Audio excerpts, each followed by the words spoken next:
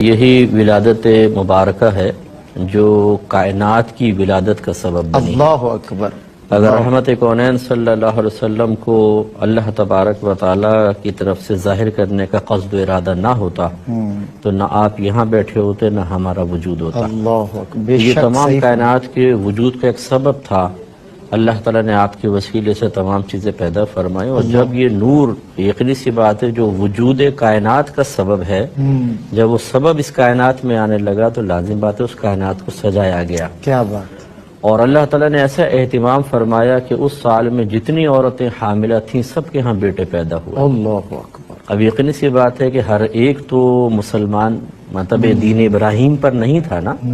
اس اندر سرکار کی ولادت ہوئی تو جیسے آج سرکار کا فیض جاری ہے، اس امت پر اجتماعی عذاب نہیں آتا، حالانکہ گناہ کتنے ہیں، اس سے کافر بھی فائدہ اٹھا رہا ہے، مسلمان بھی۔ اسی طرح جب اللہ تعالیٰ نے اپنے حبیب کی ولادت کا صدقہ تقسیم فرمایا تو اس میں پھر یہ نہیں کہ مسلمان کو ملے یا دین ابراہیم والے کو ملے یا غیر مسلم کو محروم کیا جائے، نہیں، سب کو فیض جاری ہوا۔ کیا بات ہے۔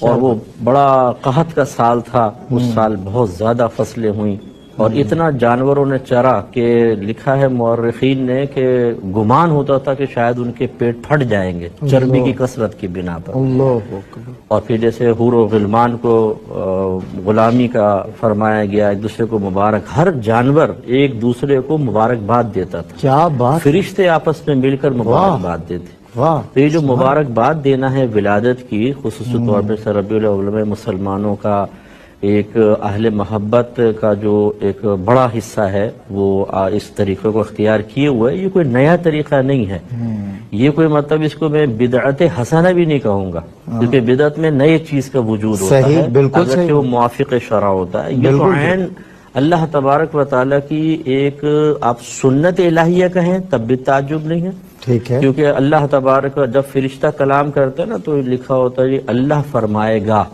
تو اللہ تعالیٰ تو نہیں فرماتا، تو فرشتہ ایک منادی ہوگا جو فرشتہ کہے گا، اس کو اللہ اپنے طرف منسوب کرتا ہے۔ تو گویا کہ یہ تمام مبارک بادیں دے رہی تھی اللہ کے حکم سے تھے، تو وہ جب سرکار کائنات میں تشریف لائے تو کائنات کا رنگ بدل گیا بالکل۔ جو مطلب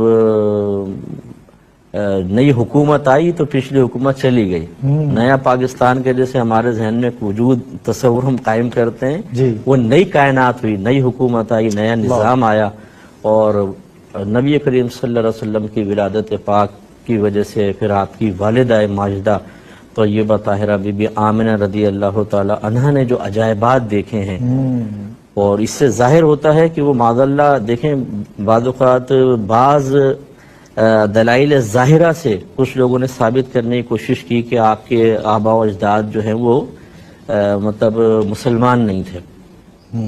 ایک اگر غیر مسلم عورت ہو تو اس کے ساتھ یہ معاملات نہیں ہوتے، یہ تو ایک ولیہ کی نشانی ہے۔ نبیہ تو ہم نہیں کہیں گے، عورت کو نبوت نہیں ملتی، لیکن بہت بڑی ولیہ، اور اللہ تبارک و تعالیٰ بی بی آمنہ رضی اللہ تعالیٰ عنہ، اور اللہ تعالیٰ اپنے حبیب کو جس شکم میں 9 مہینے کامل ٹھہرائے، اللہ اکبر، یہی میرے آقا کی برکت سے تو کعبہ پاک ہو گیا۔ کیا کہنے ہیں، شکم میں اطہر میں 9 مہینے سرکار ہے، اس کی پاکیزگی کا عالم کیا۔ بہت خوب۔